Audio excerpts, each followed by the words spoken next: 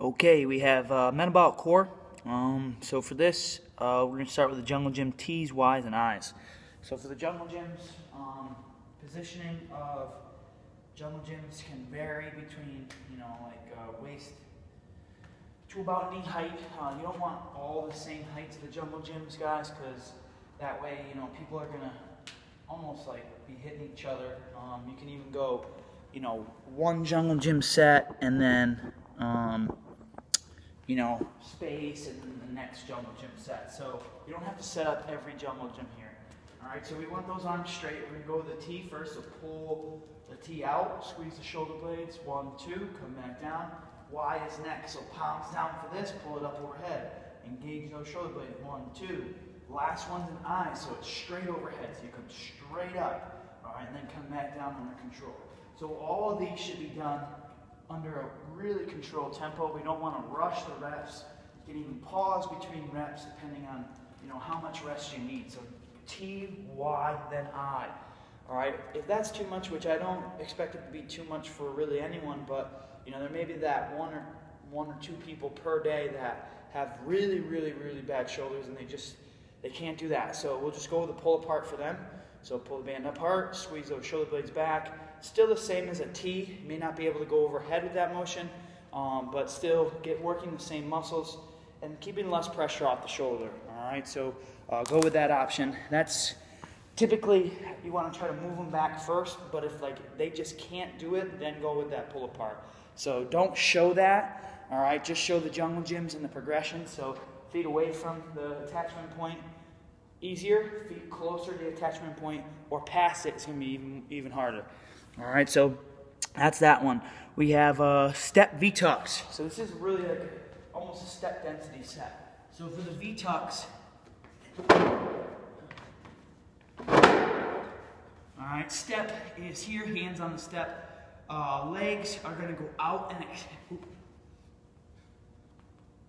might be a little tough for the fellas here if you're never mind. Anyway, so you're going to tuck your knees in, squeeze, 1, 2, all right, and then extend it out. So there should be a good pause here, all right, a little bit of kind of crunch up, all right, so you can lean back into that to get full extension, especially with someone tall, which I'm obviously not blessed with. It's easier for me because I have short legs. They don't hit the floor even if I were to try to reach for the floor, but you want to go almost out. So we're going to do 10 V-tucks. Good pause on each. They can use your hands here. To make it a little bit harder, they can keep those hands up. So they'll do 10. And immediately after they finish their 10, it's a step icky shuffle. So let's say if they finish their V-tuck in 15 seconds, whatever the time that's left, they're icky shuffling. So it should be cranking their heart rate up. So 2 over, 1 out on the side, 2 on the box. All right, faster makes it harder, slower makes it easier. All right, trying to stay on the toes as much as they can. All right, so that's the step density set. We have a mini band low plank glute raise, so really firing up glutes here.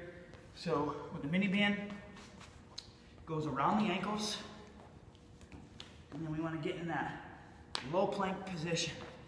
All right, so on the elbows right underneath the shoulders, you're just going to raise that glute, squeeze, come back down. All right, so the legs should be straight here. You want to lead with the toe here, guys. All right, drive it up, come back down. Now, if someone's really struggling with the stability of it, come down 1, 2, 3, come up, 1, 2 with that glute raise back down to that low plank. So down the knees makes it easier there, and then about 3 seconds, have them come up, do 2 glute raises, and then right back down. So they're spending more time in that low plank, focusing on stability rather than trying to just get that band up. To make it harder, all right, we go to get a good pause. So we come up, 1, 2, 3, put it down. 1, 2, 3, put it down. All right, the key there is, guys, to make sure that toe stays flexed to the floor. All right, if it doesn't stay flexed, we're going to be working alternative muscles there, and that's not what we want. We want to make sure we're feeling that all posterior, basically glute, hamstring, obviously core because it's a low plank, but adding some little dynamic stability there. All right, so that's that one. We have a banded rotational punch. So let's bring you to the low attachment points, show you where we're gonna set them up. Or not low attachment points, medium attachment points, my fault. So medium attachment points with your bands. So we wanna put the band in and then pull it through. All right, and then just one-handed. Now, we want to try to be explosive here and really work on the kind of the fundamentals of the rotation and then the punch. So the key here is to use lighter bands. Trying to get you in the best view here. That's probably good right there. So realistically, maybe first week or two, maybe just orange and black. Really, as you're going to see, it's really challenging. So positioning of this, so I don't like it actually underneath the armpit now that I think about it. It's written for under the armpit, but I don't like it that way. Let's try it this way, and then we'll see how it goes. But elbows should stay tight, almost like a kettlebell front rack position. So like our reversal lunge in last phase, nice and tight. We're going to spin that low half and then fire that hand out. All right, so driving it out after we rotate it. So the last thing to come through is that punch.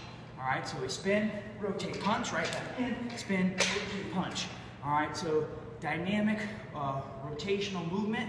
Control that band on the way back in and then explode out. So it's one set on one side, next set on the other. Breathing for this. So we want to rotate, let it out as we extend. So, all right, shooting through that band every time. Just kind of messing with it. Let's try a couple reps this way to see if it's better. Yeah, that's actually better for the shoulder. So let's keep it with the underhand underneath the armpit. All right, that doesn't roll up at all. It's much easier to control. So under the armpit with it instead of over the shoulder. Still going to be super challenging. So it's one set one side, next set the other.